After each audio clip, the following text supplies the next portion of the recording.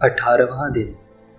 काना नगर में विवाह समारोह। वह तुम लोगों से जो कुछ कहें वही करना। यीशु पवित्र आत्मा की शक्ति से भरपूर अब गुरु अथवा रब्बी के रूप में मानव मुक्ति के कार्य में लग गए। पदयात्रा करते हुए परमपिता परमेश्वर की इच्छा अनुसार उनका शुभ संदेश सुनाने लगे। एक दिन यीशु को काना नगर से आमंत्रण मिला। किसी के यहाँ विवाह था। आमंत्रण स्वीकार कर यीशु अपने शिष्यों सहित यथा समय वहाँ पहुँच गए। प्रभु की माता मरिया भी वहाँ उपस्थित थी।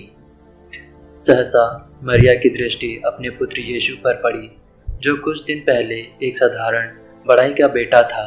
आज वह अपने शिष्यों सहित एक विद्वान रब्बी की भांति अपनी माता के समक्ष उपस्थित था।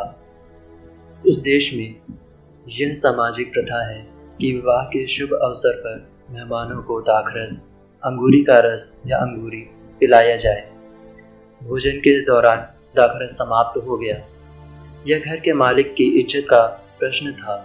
घर वालों की समस्या का समाधान करने के लिए मरिया ने यीशु के पास जाकर कहा, उन लोगों के पास अंगूरी नहीं रह गई है।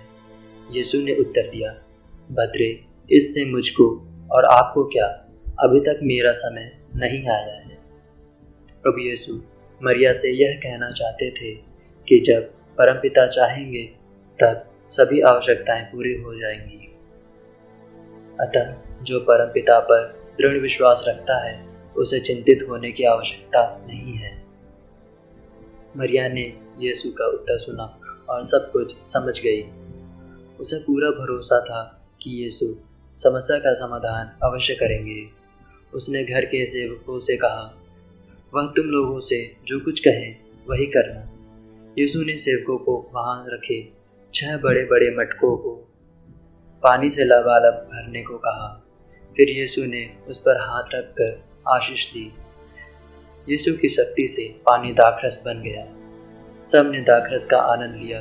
प्रभु की महिमा का यह पहला चमत्कार था। इस चमत्कार ने लोगों में, विशेषकर शिष्यों में श्रद्धा और विश्वास की जड़ जमा दी। माता मरिया अति दयालु और करुणामयी है। उसने वर वधू तथा उनके परिवार की समस्या का समाधान करने हेतु उचित समय पर उनकी सहायता की। इसी तरह वह हम सबकी सहायता हेतु सदैव तत्पर रहती है। यीशु इस संसार में मरिया के आदेशों का पालन करता था, वैसे ही अब भी स्वर्ग में उसकी मध्यस्थता स्वीकार करता और अपने कृपादानों से अनुग्रहित करता है। यदि हम ईश्वर की कृपा पात्र तथा प्रिय शिष्य बनना चाहते हैं तो हमें माता मरिया के आदेशानुसार प्रभु की आज्ञाओं का पालन करना होगा। वह तुम लोगों से जो कुछ कहें वही करना। स्वयं को परमपिता परमेश्वर के कर कमलों में समर्पित कर उनकी पावन इच्छा पूरी करें। दृष्टांत।